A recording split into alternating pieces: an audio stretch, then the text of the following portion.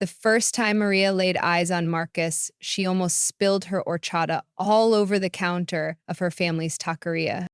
Yeah. Tall, dark-skinned with locks tied back neatly, he stood there squinting at the menu like it was written in hieroglyphics. What's good here? He asked, voice deep but hesitant. Maria smirked, wiping her hands on her apron. Everything, but if you scared, just get the al pastor. Can't mess that up. Marcus chuckled, rubbing the back of his neck. I bet. But hold this cilantro. That stuff tastes like soap. Maria gasped. Dramatic. Blasphemy. You just lost points, mijo. Points? Oh, so this a test now? He leaned in, grinning. Always, the unlikely connection. Turns out, Marcus wasn't just some random dude. He was the new sous chef at Casa del Sol, the fancy fusion spot down the street. Maria's brother, Jorge, worked there too, and had been talking her ear off about this black dude who seasoned food like abuela. Small world. First, it was just flirty banter whenever he came in. Then, one rainy Tuesday, the taqueria was dead, and Marcus lingered after his order. So you just work here or you own it? Maria rolled her eyes. Both. Papi's retiring soon. So, yeah, me and Jorge keeping it alive. Marcus nodded, serious for once. Respect. Family legacy heavy. Something about the way he said it, like he got it, made her chest tighten. First date disaster. Sort of. 2 weeks later, Marcus invited her to his place for dinner. I'm a cook for you. Don't worry, I won't poison you. Unless you talk reckless about my cornbread. Maria showed up in a red dress. Lipstick bold, heart racing. Why am I nervous? It's just food. And then she saw his tiny apartment kitchen. Ghetto gourmet, he called it, and burst out laughing. You really gonna impress me with a hot plate and a toaster oven?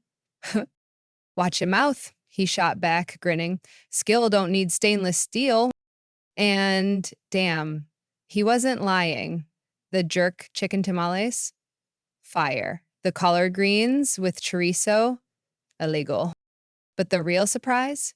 When Maria spotted the Spanish cookbook on his counter, pages dog-eared. You learning? Marcus shrugged, suddenly shy. Yeah, figured if I'm gonna date a Mexican queen, I should speak her language, right? Maria's face burned. Date? The family problem? Of course, it wasn't all smooth. Her dad, Don Rafael, took one look at Marcus's locks and tisk. Es muchacho, no esté aquí. Poppy, he's from Chicago, and he's a chef like us. Chef, sí, pero Marcus, though, he didn't flinch. Showed up the next Sunday with a tray of cochinita pibil he'd practiced all week. I heard this was your favorite, sir. Don Raphael took one bite, glared, then nodded. Not bad. World progressed. The fight. Then came the night. Maria's cousin, Luis, drunk at a family BBQ, muttered Trionorea under his breath when she danced with Marcus. Marcus heard. Step forward. Say it to my face. Oy, nego, this ain't your scene. Ria snapped. Luis, cale la boca de que todo que lo cierro yo. The whole yard went silent. Later, Marcus paced her room. I ain't trying to cause problems, Maria. But I won't be disrespected. I know, she whispered. And I got you. But this is hard for them. And us? She kissed him. Slow. We're harder. The twist. 3 months in, Marcus got offered a gig in Miami. Big money. Big opportunity. I can't ask you to leave your family, he said, conflicted. Maria chewed her lip. Then, Who said you asking? I'm telling you I'm coming. Marcus blinked. For real? Yeah, but one condition. What? We opening our own spot. Tamales and sweet tea, half yours, half mine. Marcus laughed, pulling her close. Damn, woman. You steal my heart and my business plan? Anyways, she whispered. Epilogue. 1 year later, their food truck was everywhere on Instagram. Black and Brown Love, Soleizon. And when Don Rafael finally visited, took one bite of Marcus's mole mac and cheese, he sighed. Okay, eres bueno. Maria grinned. Told you. Marcus winked. Told you. I told you. And just like that, with spice, soul, and a little stubbornness, love won. The end.